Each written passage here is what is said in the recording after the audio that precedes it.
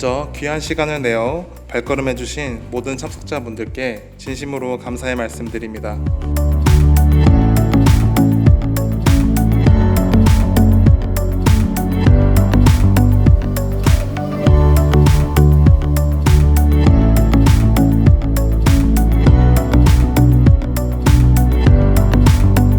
人口の減少のスピードをできるだけ緩やかにする、これを私どもは定常化戦略というふうに称しております。それからより少ない人口でも活力ある経済を作り上げるために社会全体の生産性を引き上げる、これを私どもは強靭化戦略と、この2つ、こういうふうに申し上げてありますが、人口戦略っていうのは、対策っていうのは定常化戦略と強靭化戦略、この2つを同時に実行することであります。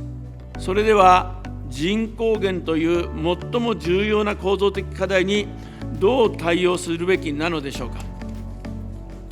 まずその1は、よく練られた一貫した政策を長期間ぶれずに必ず効果があると楽観視した上で実行し続けることが重要であります。子どもの養育を若い夫婦に任せるのではなく、なんとか社会全体で養育するとのコンセンサスも必要だと思います。加えて民間と同時に政府内に人口減少問題を総括的に検討する司令塔組織が必要であります。프랑스나 스웨덴처럼 수십 년을 일관된 정책으로 정권이 바뀌어도 계속 추진됐어야 되는데 그때마다 정책이 바뀌는데, 그 이유는 5년 내에 효과가 나와서 자기가 그로 인하여 국정 지지율이 높아지도록 만드는데 초점을 자꾸 두게 되거든요. 그래서 좀 긴 안목의 정책 추진이 필요하다고 저는 확신하고 있습니다. 우리 젊은이들이 아이를 낳아서 키우는 것이 이 치열한 경쟁 사회에서 내 인생의 행복을 만들어내는데 도움이 되겠구나라고 바꿔줘야 되고, 그러려면 전체 캠페인을 모두 집약해서 모아서 개헌안에 반영해서 고쳤으면 좋겠다.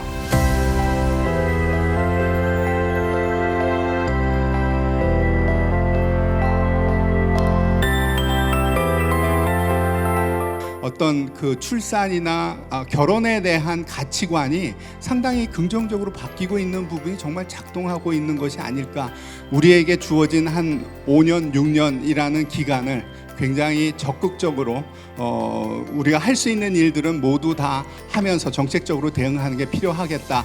그리고 또 하나 이제 둘째 낳도록 유도하는 것을 한번 열심히 좀 정책적으로 노력하는 게 필요한 시기가 아닌가. 세금 제도를 비롯해서 재정 지출에 있어서 다자녀에 대한 지원들을 굉장히 많이 해주는 것들이 필요하겠다, 이렇게 생각을 합니다.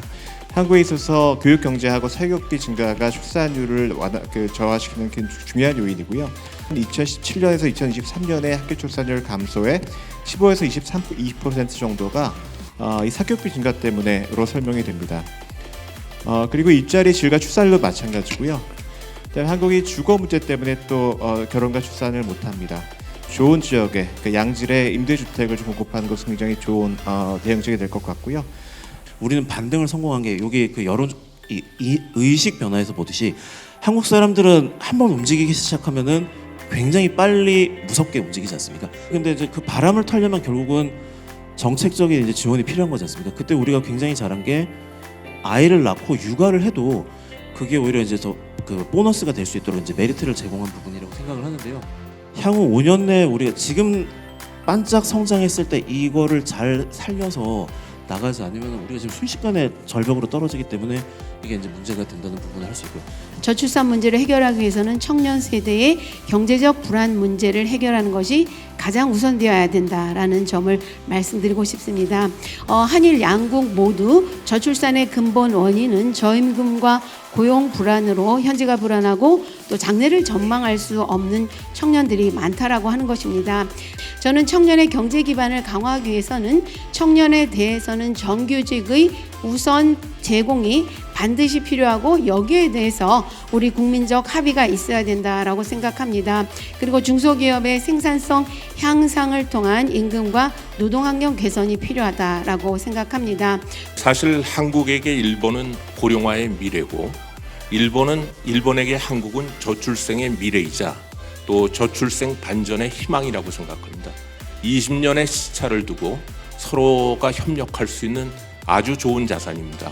성공 사례뿐만 아니라 실패 사례를 통해 가지고 더 많은 것을 배울 수 있는 아주 좋은 그 협력 자산이 아닌가 싶고요. 그래서 저출생, 고령화, 또 이민 정책을 총괄적으로 기획, 조정, 평가할 수 있는 인구부를 만들던 인구 전략 기획부를 만들던 그런 노력이 저는 필요하다고 보고요.